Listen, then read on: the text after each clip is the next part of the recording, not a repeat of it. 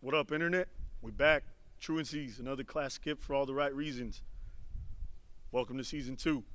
With me today, I got a shredder that has sounds that make the world better. Demo, frontman for the band Chapis. Thank you for coming through, man. Thank you for having me, man. Appreciate it, Seez'n. How are you doing today? Pretty good. Yeah? Yeah, feeling good. You know, it's a beautiful day. It really is. We looked out. I was like I was kind of expecting to have some gloom or maybe some possible like foresight of rain. Yeah, But I mean, shit. California, we stay lucky out here. definitely. You were coming in from Long Beach? Yeah, drove from Long Beach. Been out there for like 2-3 years. Nice. Yeah, What part of Long Beach? we're close to Alex's bar a bit. Yeah. Bamboo Club's right there. Yeah. And it's been pretty Long Beach has been pretty strict on their lockdowns for like businesses and bars and whatnot. Yeah, for sure. They're taking a hit. They just opened up again, like the patios, which is cool. We went. My girlfriend and I we went to the Bamboo Club and their patio, and it was dope. We hadn't gone out in a long time. Yeah. So it was nice. I mean, yeah, it's been rough. And with that being said, how's the past year treated you? I mean, it's been a little fucked up, to be honest. Yeah, you know, yeah. But me personally, I'm okay, and my immediate family's okay. Mhm. So I'm thankful for that.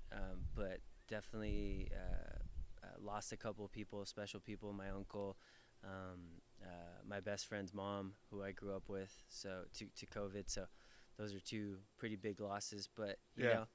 know, it's okay. You know, we gotta adapt and try to keep our heads up and move forward. You know. Damn, man. Yeah, that's unfortunate. I know a couple people that have, passed because of the vid too. So it's like something definitely that has impacted a lot of people. But yeah, it's just kind of weird how entering this new year, we're kind of just expecting to, get vaccinated and move back to, To whatever normal Yeah. is. The new normal. Yeah. Rest in peace to those that have fallen to it. But Definitely. we're moving forward into the new year, and we're already on February of it. So moving into the new year, how's things been looking for you? Pretty good. You know, music's been kind of keeping my spirits up. I feel more creative than I pretty much have ever felt Yeah. in my life. You know, Yeah. I wrote a new song a couple days ago, and kind of fine tuned it yesterday.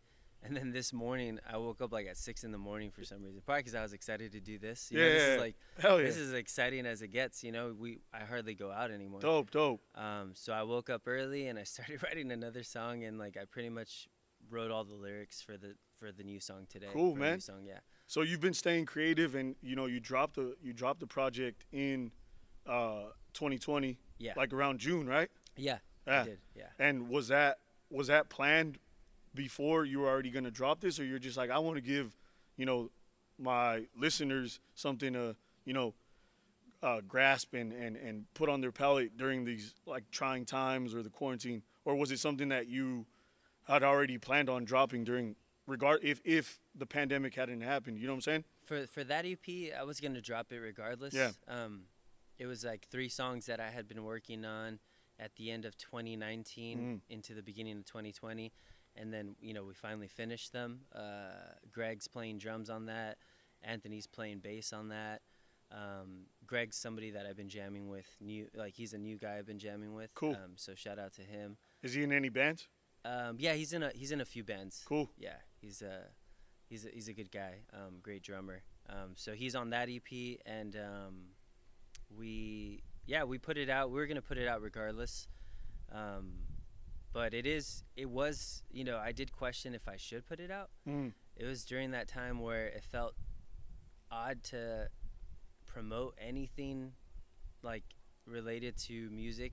Do you remember? Like, Yeah, I think every artist was conflicted on dropping a project or, any piece of art while. there was a lot of other things going on Yeah, in the while- world while that a lot of the other things were deserved our falling. attention a little more than our our music. And so I waited a little bit tried to wait a little bit till that kind of felt a little bit easier to drop. And even then, it didn't feel great to drop it, so I didn't promote it that much. Yeah. I should have probably promoted it more, but now I feel a little more comfortable promoting it. Yeah, and it's out there, and that's the thing. It still has a fresh sound, and lyrically, it's 3 songs, and you go in those 3 songs. Correct me if I'm wrong in this, but you go through the motions of feeling optimistic in whatever it is the situation, whether it be in love or in looking at the world. And one of the things that I appreciated on it was, well, one, it's 3 songs. I'm a big fan of when artists drop a small, concise project, Yeah. and it's quality. It's not overwhelmed of abundance of maybe some skippable tracks. Yeah, for sure. You know what I mean? Yeah, that And happens. and if you got it like that, if you give us a full album, in my opinion, then I'll listen. But beyond all that, I really appreciated that it was 3 songs. It was quick, but you could they're 3 songs that I have stayed listening to on repeat. Thank you, man. And it's a situation like going back to what I was saying. You express how it's in these 3 songs. It's easy for us to fall into thinking that the future is doomed. There's a lot of and it's easy to have bad ideas, but like the thing that is worth it is remembering the small things that matter. Whether it be the love of your friends, the love for your significant other, or Sure. or even just like the love of life and music. Yeah. Yeah, I mean, love's like a huge theme in my writing, and probably in everybody's writing. For sure. Because there's different levels of love, and it's friendship. It's love for the world. For the trees, For the environment. for the sky. I kind of woke up with that feeling today of like, I took a bike ride down to the bike path in Long Beach, and yeah, man, that's like therapeutic. For sure. It's badass. It's a way to release, whether it be anxiety or, any type of buildup that you want to, get off your shoulders, Definitely. metaphorically. For sure. For sure. I definitely, I was looking into investing into a bike again. I have one at my dad's house that I'll probably just end up fixing, but I see some of my homies have started riding again, and it seems like it's the perfect, active,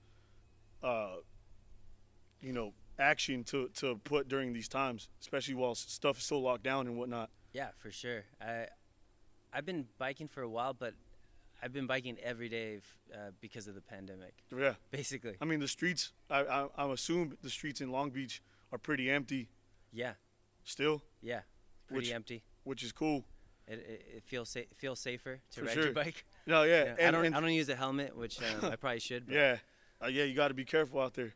Shit is dangerous regardless, even if the streets are empty. Definitely. So going back to the EP, the first song, Olivia, is that an actual physical person or is it a metaphor? No, it's a physical person. So the story behind that song is, it's been a long time, but my cousin Olivia and Panchito, they died in a car accident. She was about to have her quinceañera, so this was like over 15 years ago, and unfortunately they both died in a car accident. There was like a semi, and there was fog, and it was one lane highways, and so This was at night, obviously. this was in the morning. Panchito was driving her Oh, man.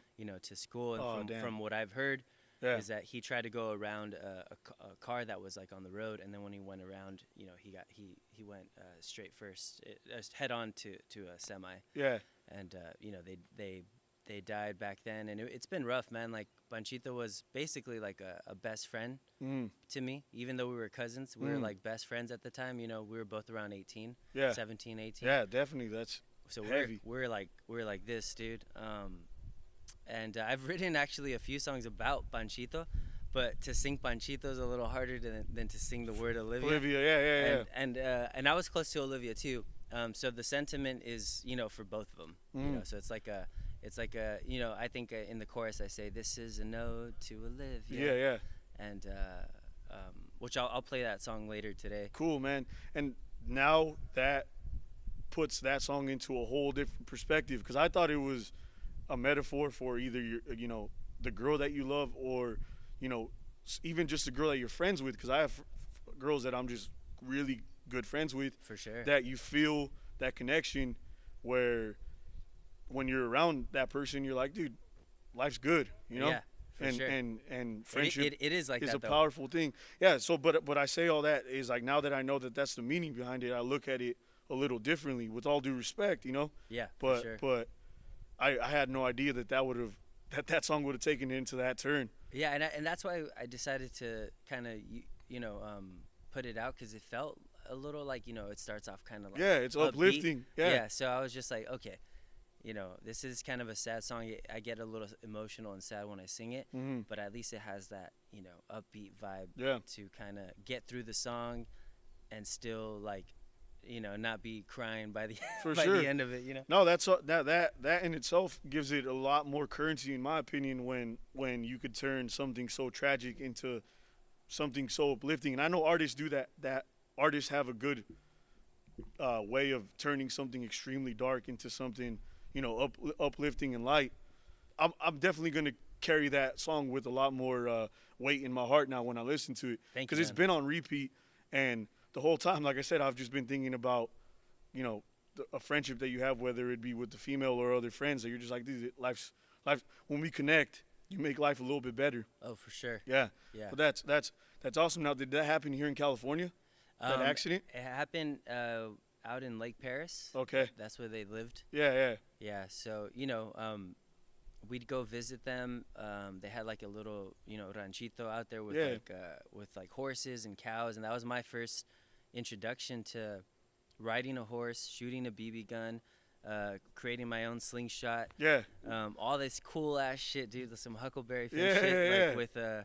with Panchito, and dude, some of the best memories of my life. Like just we would like there was like this. I remember an old abandoned building where we were just like it was already torn down, so we were just like having fun in there and Mhm. like Just being young boys, yeah, dude. breaking shit, Yeah. breaking glass. Like you're a young boy, and it was cool to experience that with him because he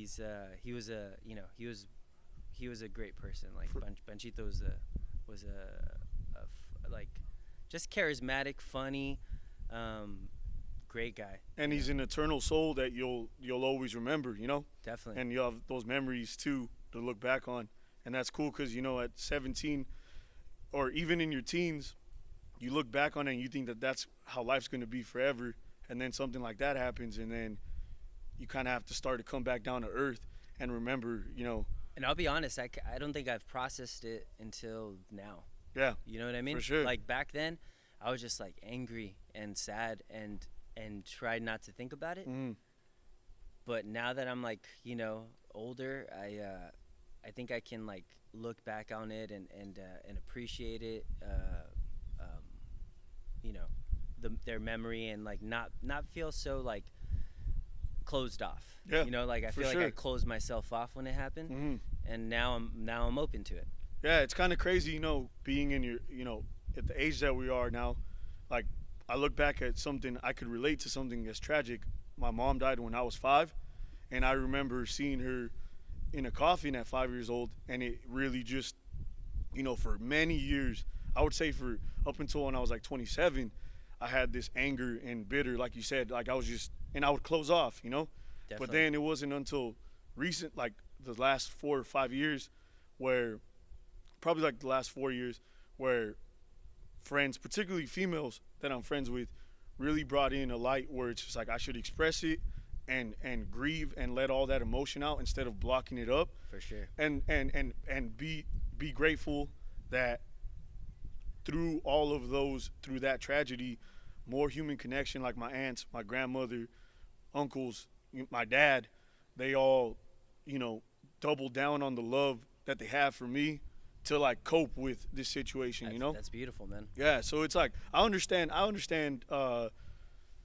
how painful something like that can be, For sure. especially knowing that we have to continue living life knowing that happened, Yeah. you know.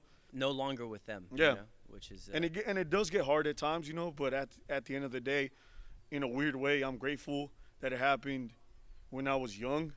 Even though I have very vague memories with my mother, it definitely is a situation where I'd, without sounding too fucked up, I'm kind of grateful that it happened at a young age rather than me experiencing this when I was conscious of reality and Yeah. having to, move through life fully knowing that like shit could have been prevented or whatever the case may be. Yeah, for sure, man. So it definitely That's good that you can recognize that though, because sometimes it's hard to recognize that kind of stuff. When you're in it, to recognize that like you're just thankful that like you're at an age now that you can deal with it better, and it happened to you at a very young age. yeah. And I feel like beyond all that, tragedies like that when they happen, you for the people that have experienced that pain and that trauma or that anger, you can relate to them on a human level, and it gives you something to be like, nah, I know, because to the people that are privileged that haven't experienced this type of pain, I always tell them it's like, be like, I wish I could be in your position. I wish that I could not know suffering and death and pain, but unfortunately, those are it all too well. and those are human characteristics that everyone experiences throughout their lifetime. Eventually, someone that you love is gonna die. For sure. But you just hope that it goes out where they live life to the fullest, and it's on a deathbed, and it's like they go out, as calmly as possible. Yeah. Everyone wishes that, Yeah, but unfortunately, definitely. life has a way of taking its tolls and taking the people that you love the most unexpectedly. So again, going back to without like shit got kind of dark for a minute. Yeah. But it was good. It's I feel good. the clouds coming. No, but it's those moments where music come in where you're like grateful that people can express something like that, and you not even have any idea that you were talking about that subject. I had no idea that death was even a part of that song. Yeah, I tried not to, like I said earlier, I wrote a few songs about Panchito. I was closer to him, but again, they just weren't they weren't songs that I wanted to put out. They Yeah. were just more for myself. And then this one felt okay to like put it out because it wasn't so gloomy, so sad. You know what I mean? Yeah. Yeah, so that's good that people when they hear it, they don't think like, oh dang, this guy's talking about losing someone. Yeah. I don't necessarily want it to feel that way. For sure. Well, you did a good job at making it not Feel that that. way. Yeah. And Cool. yeah, again. I was telling Andy when I had him as a guest. I was telling him that his music reminds me of a time of like traveling. Whether it be going up to Oregon or Seattle, and that's the type of music I would bump. Just be around the greenery and just like good vibrations. Yeah. It's very uplifting. So I get the same feeling from your EP. It brings me back to the times of like when I listened to Olivia, I thought of friends that I really love. Fuck yeah. And just like it makes me miss them through the music. Damn. Hell yeah. And I guess that is essentially what that song was about, right? Missing someone. Yeah, for sure. And then the second song on the EP is a little bit slower. Yeah, it's a little slower. Yeah. For sure. And So it starts off, like a little faster, then Yeah. slower, and then even slower. yeah, and what's the name of that song? Start again? Start Again. There we go. Yeah. And then the third one is the self-titled Reappear. Yeah. But Start Again. What inspired that song? That one was, it's basically, lyrically, it's just about, feeling like, you would like to start something again. Like having a fresh start on something. Whether it's like you just want the day to end so that you have your next day and you can like wake up with a new perspective, a new energy, a new light. Yeah. It's kind of like that, because like I'm a firm believer that to get even more technical, every second is like a new opportunity to kind of see it however you would like to see For sure. it. The world, your life, your situation. So it's kind of like about that, about like having that like cycle of like ending and starting again. I like that. Yeah, that's a pretty simple concept, but a lot of people seem to forget that concept. You know, For sure. that you each day you wake up, you have an opportunity to not necessarily change the past, but you know, operate in a different mindset for the future. For sure. I mean, you could wake up and you could be like, dude, I'm gonna hike 10 miles today. Yeah. You know, or like, I'm gonna go snowboarding for 8 hours. Yeah, or today. I'm gonna go into a jiu-jitsu class and finally learn this shit. Whatever the case may I'm be. gonna write a song. Yeah. You know. You do have the opportunity to paint whatever you want on the canvas that is life. But unfortunately, you know, for a lot of people, I understand that it's not as easy for that. People have kids, people have jobs, people have responsibilities, and sometimes those things kind of take you away from the aspect of trying to do something new. For sure. You know? Yeah. And you get caught up in a cycle of repeating the same shit, and then that's how people become unhappy or whatever the case may be. I mean, you got to break that cycle as much as you can. You know, try to take the long way home. For sure. You know, it's a new route. Whatever you can do to just get yourself out of it. Yeah. You know what I mean? Because for sure, life can be mundane, and especially right now with the pandemic, it's you're just like doing the same stuff every day. You know? Yeah, no, and that's cool. I hope that the listeners really listen to that message and understand that, you know, I feel like our generation, we're kind of slowing down on either getting married or having kids for the right reasons, because we're trying to make the most of our lives, you know? Now, granted, some people are married and have kids, obviously, that are our age. But, you know, I feel like our generation is doing a good job at breaking that cycle and trying to do things for themselves rather than having to feel like they need to cater to society. Yeah. Yeah. And or put like the pressure. norm, or like your family. Mm-hmm. Or, yeah. I mean, but at least like you have the opportunity to kind of live your life the way you'd like to actually live it. You know what I mean? Like, you know, you probably chose to, you know, live where you live and work where you work and all that stuff. And, you know, even my parents, like, they didn't necessarily choose that. You know what I'm saying? Definitely. Yeah. I go to bed knowing every night, at least I know I might not have a yacht, but I'm the captain of my own ship, whether it be a canoe or a goddamn little speedboat. I like that.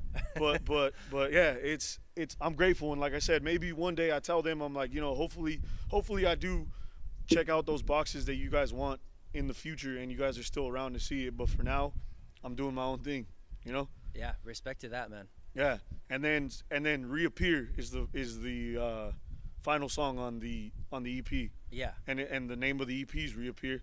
Yeah, for sure. What inspired it to be the title of the EP? So that song, before I forget, that has cello on it, right? Yeah, definitely. And it has my friend E-Man from MIL. Okay. He's on that, so just shout out to him. You know. Yeah, I was gonna say, was that musicians that you know? Oh, that's sick. The Hawk. A couple of them. Oh damn. They tend to cruise out on Saturday and catch that sun. Can we probably a mouse? Can we get a shot of that? Get that. So here's the lyric. Finally found it. So as you move forward, every minute gets smaller. When I'm all alone, I try to disappear for a moment, then reappear. Yeah. You know, and it's like tapping into that you know, whether you're playing the guitar, you're playing drums, or whatever it is you're doing, where you completely lose yourself. You're not thinking. Yeah. You're not thinking at all. You're not thinking about time or where you got to be or anything. So you feel like you disappear, like your ego disappears, everything disappears, and then you reappear. For sure. And you're like, oh shit, I'm back. You know, so it's kind of about that. Because there's definitely those moments where you can do that. You could tap in to your psyche and just kind of forget things. Like I get that vibe when I'm watching a movie or when I'm listening to a podcast. You know. Yeah, definitely. You kind of just forget. Curious, what podcast do you listen to? Oh, dude, I have a couple. I mean, I'm more on the ignorant side of podcasts. I like, you know, Flagrant 2, which is Andrew Schultz, a comedian. Nice. And him and his boys, they live a very, you know, captain of their own ship lifestyle. Yeah. And they just talk. They could talk about current events. There's some sports on it. The Brilliant Idiots 2 also has Andrew Schultz on there. I listen to sometimes some Mark Maron. He Yeah. has some cool actors that he interviews. Yeah, he's a little provoking, huh? Yeah. He has a wild perspective on life. Yeah. Let's see what else. Jamie Josta of Hatebreed has his podcast Cool. that I'll keep up with. Nice. Bobby Lee too. Oh, you know, that guy's hilarious. I've seen it's that guy. more on the comedic side of things. Yeah. I mean, I fucking love comedy, dude. Yeah. Yeah. I don't blame you. I mean, like I try to listen to as many like, funny podcasts as possible. Yeah. Like Bill Burr. Bill Burr's one of those people that I could just listen to talk forever.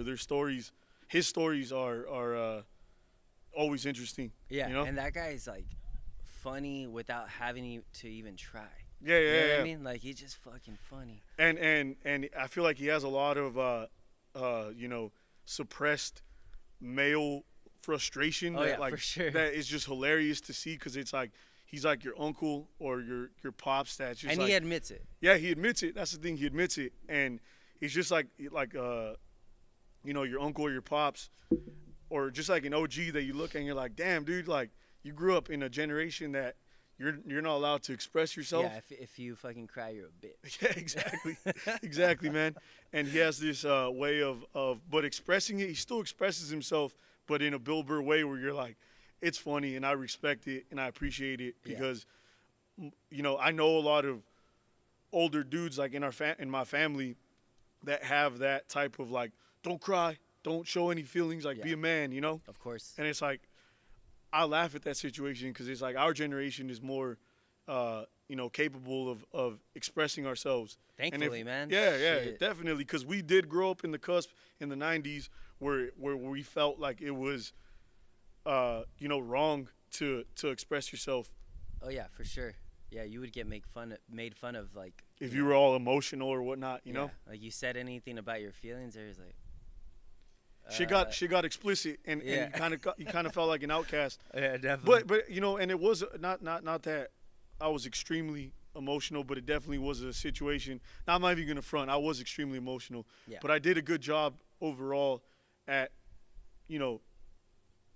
keeping it to myself and just keep it moving. I'm not the best at keeping it bottled in. I think I'm a little like out front emotionally. But that's why you got music. Yeah. Because I hear, in your clips on your Instagram when you're writing songs, I could hear what someone would get out to a therapist or their girlfriend or their friend, expressing themselves like, yo, I'm pissed right now, or I'm upset. You do a good job at bringing it out through the music. Yeah, I mean, thank you, man. I mean, it wasn't always that easy. For sure. For sure. Like, you have to master that, definitely, and it takes years. Yeah, definitely. Like at the beginning, I didn't even care about lyrics. You know what I mean? Like really, I really didn't. I was just like singing anything just to sing, because I just enjoyed singing. For sure. And I enjoyed playing music.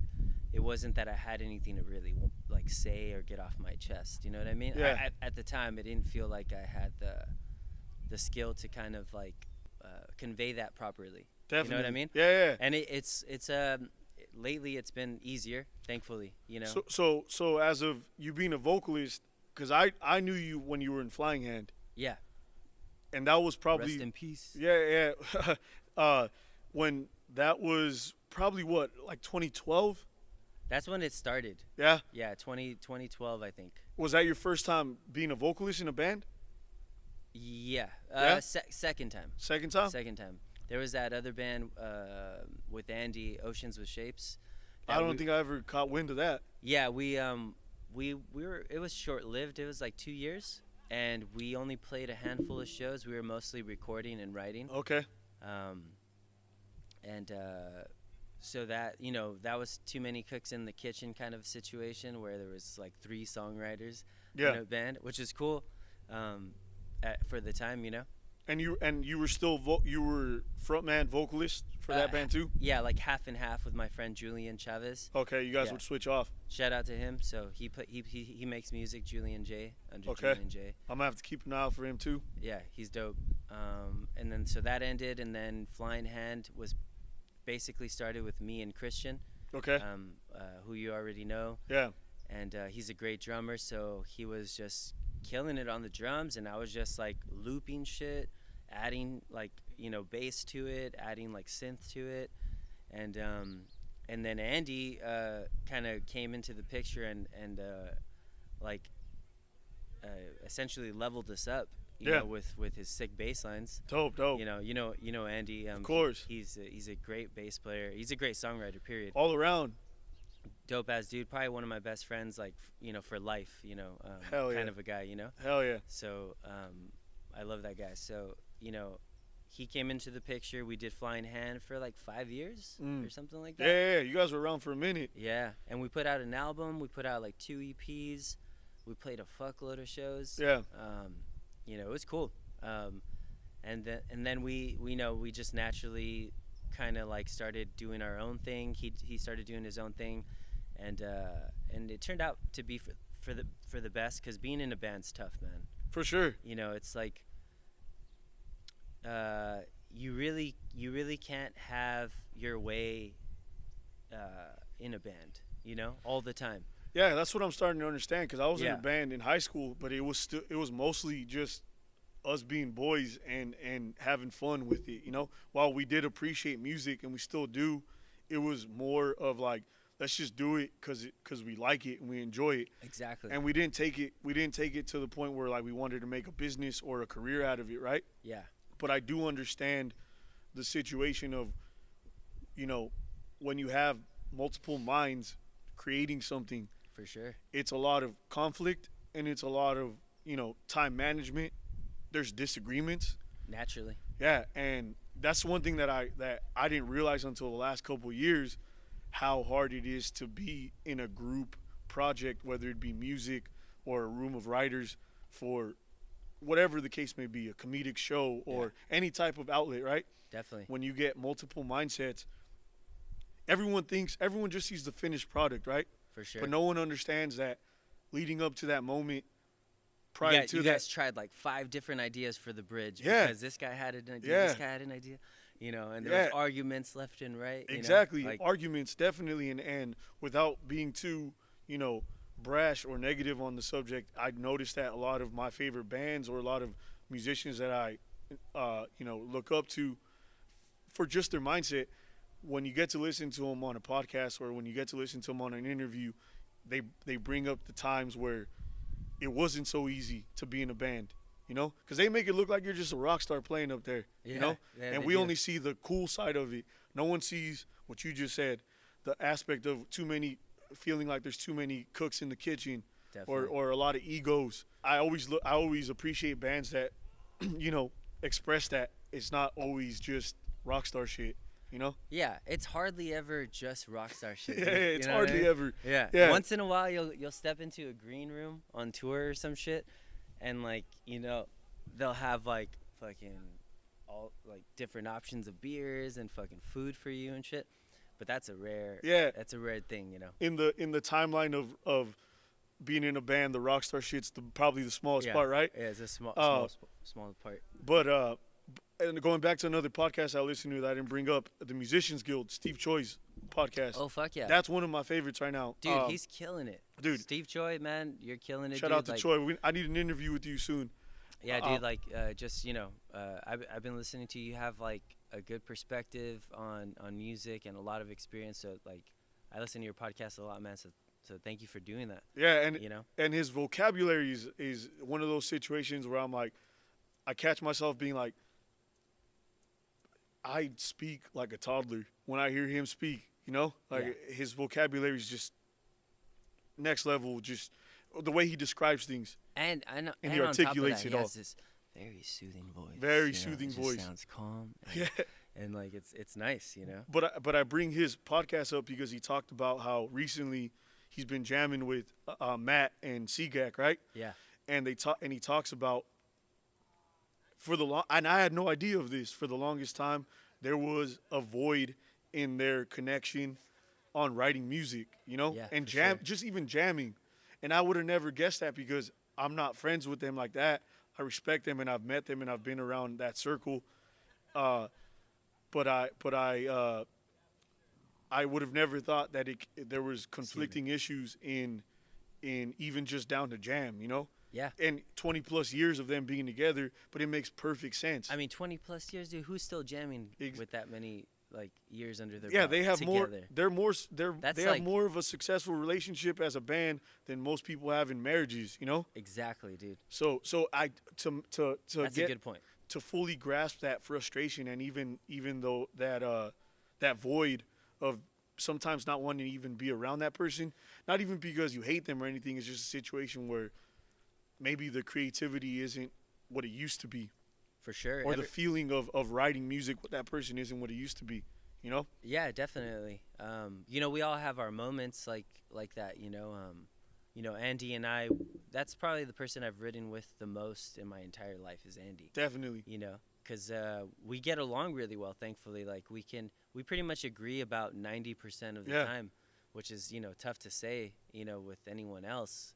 So it's cool. But that 10% that we disagree on, we just have to kind of take a step back and, like, let time happen, you know, let time, you know, kind of create that space and that distance so that you can, like, contemplate and just kind of just chill out and think about it for a little bit. And then like, you come back a little bit later and you're like, hey, that idea you had is actually better. Yeah. I actually like that idea better, man. I thought my idea was cool, but actually, let's go with that. Yeah, man. And that goes down to just, you know, letting go of that ego, right? And that's another reason why I respect Andrew Schultz and his crew, that comedian, because when they write, if he always said he's like the face and the star of it, of the 4-person group that they got going on. But he always says, if you have a better joke or a better premise on approaching something, I will never ever let my ego be like, no, like, let me do things my way, you know? Yeah. And I respect that about, you know, whether a comedian or musician, any type of artist that can do that, that can leave their ego behind and be like, no, like, that is actually a better idea than I would ever grasp for this current project or whatever the case we're doing, right? Yeah, definitely. And when I think of, you know, Andy and Christian, I always see you in the picture too, because Flying Hand, you three, and seeing what you guys do on and off of, you know, music when you guys are together and when you're not together, I always think of you three being a dynamic trio, you know? And that makes perfect sense on why you guys are always, you know, creating sounds together. Yeah, we still do. You know, even Christian, he's still in the mix. Like, we're going to go record our first album at Jazz Cats. Shout out to Johnny Bell. Shout out to Jazz Cats. You guys did a live session there, huh? Yeah, we did. That's dope. So we're going to do our first album there, and he's going to play drums on a few tracks, and Greg's going to play drums on the other tracks. Yeah. Andy's going to play bass on most of it. Anthony's going to play bass on a few of those songs as well, and guitar. John's going to play keys and backup vocals. Angela might do some backup vocals. Dope. Angela Jane Bachman, dude. Yeah. Her last album was amazing too. And I saw that you guys helped her with the live performance. Did you play any music on the actual recordings? No, we didn't. But we've actually been collaborating. You know, not to give out too much info, but yeah, we've been collaborating a little more lately, and it's been going really good. So I'll just leave it at that, and we'll see what comes of it. Hell yeah, I'm so stoked for that, because me and him watched the live stream when it happened in real time, and it was just awesome to see her have you guys be, you know, the vital pieces to coming together live, right? Yeah, she could just do her thing, and it was cool because I knew back her up. I knew all you guys and her, so it was just cool to see the high quality collaboration that you guys have as musicians. Thanks, you know, man. From that area too. When I think of Long Beach, when I think of even the first time seeing you guys in Flying Hand in Costa Mesa when it was at the Wayfair. Oh, probably, yeah. Was it is it the Wayfair now? Yeah, it's the Wayfair now, but it was a Detroit bar. Detroit bar, and we talked about it last time with Andy. Avalon. Yeah, was another bar across the street that we played at. Yeah, that was the first time seeing you guys there, and Seagak was actually there. I don't know if he played. I don't know if you guys opened up for him, but he was there playing drums. Yeah. But yeah, it's just cool to see all of that situation, all you guys linked up. It makes perfect sense. You guys are all passionate about getting better and being, you know, involved in each other's creative process, right? Yeah, man. Seagak's the homie, dude. I love that guy. I put out an album with him and the label that he's kind of helping run, Headphone Music. Okay. I think Angela might have put out a song on there, some music on that label as well. And this was back in like 2016, 2017. Okay. So yeah, me and Seagak have, we made pretty much like a double LP together. Dope. Yeah. And did you link up like with Angela and Seagak and everyone coming around, RX, all those guys? Did you get in the mix because of Long Beach and those whole areas, or how did that come? I didn't even live in Long Beach yet. I still lived in Santa Ana, and well, I mean, from Santa Ana to Long Beach. Yeah. Prior to COVID, there was a lot of, jam sessions and live shows happening in the independent small music scene. That's how it started. So like I saw Seagak play at Harvell's in downtown Long Beach. I want to go see him play. I think by myself. I just went and I saw him, and like I ran into him in the restroom. He was like walking out, I was walking in. I'm like, yo, dude, sick set. He's like, oh, thanks, man. I'm like, I've been a big fan, dude. I play music and you guys are like just inspirational, man, so thank you. And he's just like, oh shit, you play music? And he was kind enough and like cool enough to just like no like ego at all, dude. Yeah. Just like, oh, sick, send me some shit, like we should play a show together. Yeah. Like that. Just those be were his extremely words, relatable and a decent human being to be like, hey, if you play music and you show me what you got, I'll connect with you. Yeah, exactly. And I did, and he fucking really liked it. Yeah. Like, and he's a beast on the drums and at everything that he does. But we were in passing. It was a quick what's up, and like it turned out to be the coolest what's up like ever. Yeah. Like he hit me up afterwards, and we played shows together, and then he produced my album, Yeah. like solo album, and the rest is history. That's super dope. Because I'm stoked, just looking back on that whole area of Long Beach, from Santa Ana to Long Beach, and all of you guys being intertwined. It really is a great feeling knowing that you guys are all, like, in a weird way, like a Wu-Tang of your guys' music, Fuck yeah. Realm. You guys all have similar sounds, but are not afraid of taking it to different pockets and experimenting with different, projects. Definitely. And yeah, you guys just are all amazing human beings at what you guys do. So I'm very stoked to see what comes out of this, leading up to recording the album at Jazz Cats. Yeah. And all that stuff. And you said this will be the first Chapis debut album? Yeah. Because other First than that, one. it's just been EPs and Small little EPs. Yeah. Dude, I'm really excited for that. Yeah. I'm stoked to see what comes out of that, and especially the collaborative effort from everybody Definitely, that man. you have on that. Me too. I'm super stoked on it. Shout out to everybody that I mentioned earlier. Yeah. Like those guys are killing it, and I'm thankful that they're gonna be a part of this. Album. They're essential to it. They're pretty much gonna be the sound for it. For sure.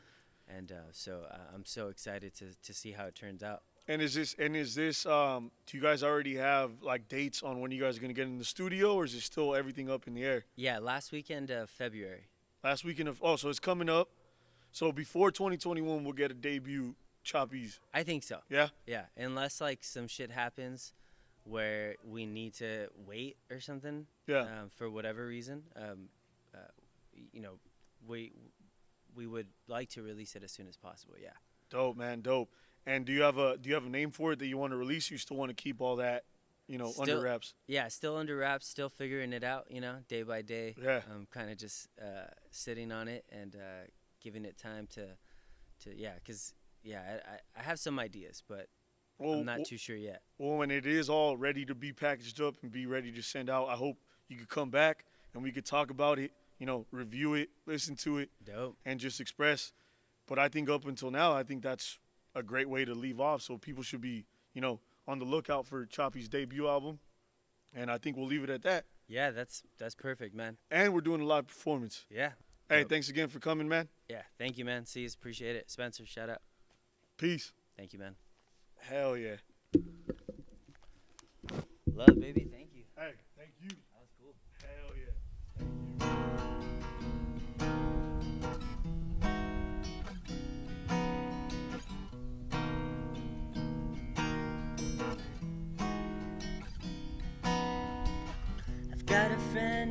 makes me feel. We travel light into the dark, letting go of pain and fear. A drunken brawl inside my heart, experience the things you need. It takes nothing to have something. Don't you know the loneliness is natural, so natural. Olivia, this is an ode to Olivia. Miss you more and more, Olivia. This is an ode to Olivia.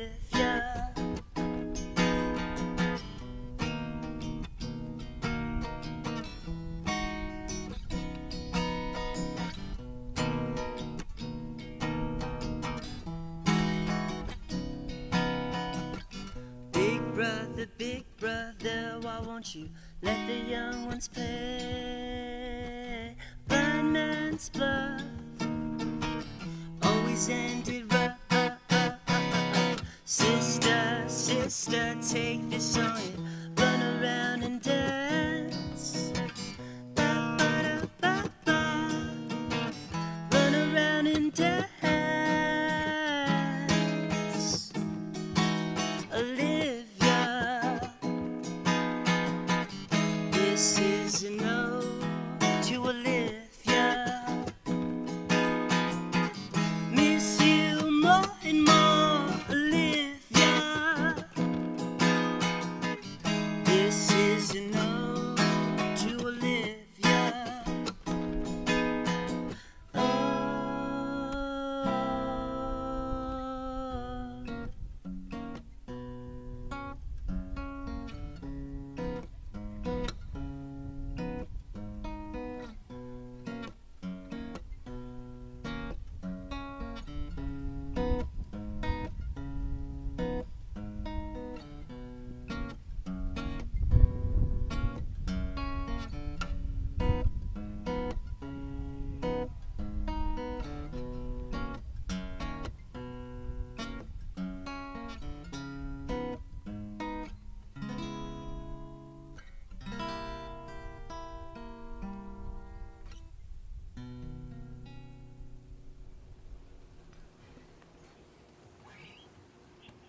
That was Olivia, performed by Chapis. Go stream the EP, Reappear, on all platforms now.